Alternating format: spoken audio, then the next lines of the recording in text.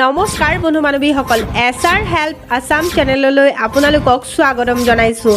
যদি মোৰ চেনেলত কোনোবা নতুনকৈ আহিছে তেতিয়াহ'লে ছাবস্ক্ৰাইব বাটনটো ক্লিক কৰি দিব আৰু মোৰ ভিডিঅ'টো ভাল লাগিলে লাইক কমেণ্ট শ্বেয়াৰ কৰিব। বলক দেৰি নকৰাকৈ ভিডিঅ'টো আৰম্ভ কৰোঁ। অৰুণোদয়ৰ তালিকাৰ পৰা কৰ্তন হোৱা হাজাৰ হাজাৰ মহিলালৈ আহি পৰিছে ডাঙৰ খবৰ যে নাম কৰ্তন হোৱা প্ৰতিগৰাকী মহিলাই লাভ কৰিব এই টকা লাভ কৰিব। সকলোৱে পূৰ্বৰ দৰে লাভ কৰিব অৰুণোদয়ৰ টকা।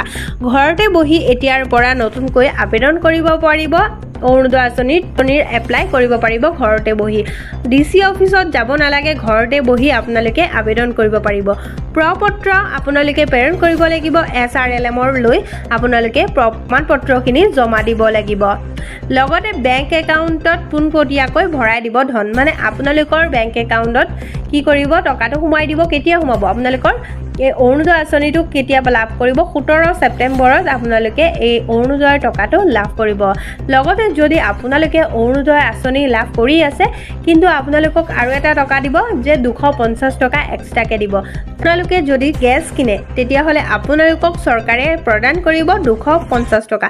250 টকা আৰু অৰুণোদয়ৰ টকা আপোনালোকক 17 তাৰিখে কি কৰিব? 17 ছেপ্টেম্বৰত আপোনালোকক পঠাই দিব, চৰকাৰে দি দিব। আপোনালোকক চৰকাৰে দিব 250 টকা এটা এক্সট্ৰাকৈ দিব। লগতে জনাব লৈছোঁ প্ৰতিগৰাকী জীৱিকা সখী বাইদেউসকলৰ বাবে বহুত ভাল খবৰ আহি পৰিছে, কিয়নো তেওঁলোকে আগতে এপ্লাই কৰিব পৰা নাছিলে। এতিয়া কি কৰিব পাৰিব? তেওঁলোকেও আবেদন কৰিব পাৰিব অৰুণোদয় আঁচনি। অৰুণোদয় আঁচনি তেওঁলোকেও লাভ কৰিব। অতি সোনকালে জীৱিকা বাইদেউসকলেও এই আঁচনি এপ্লাই কৰক। মোৰ ভিডিঅ'টো ভাল লাগে লাইক কমেণ্ট শ্বেয়াৰ কৰিব, চেনেলটো ছাবস্ক্ৰাইব কৰিব। ধন্যবাদ।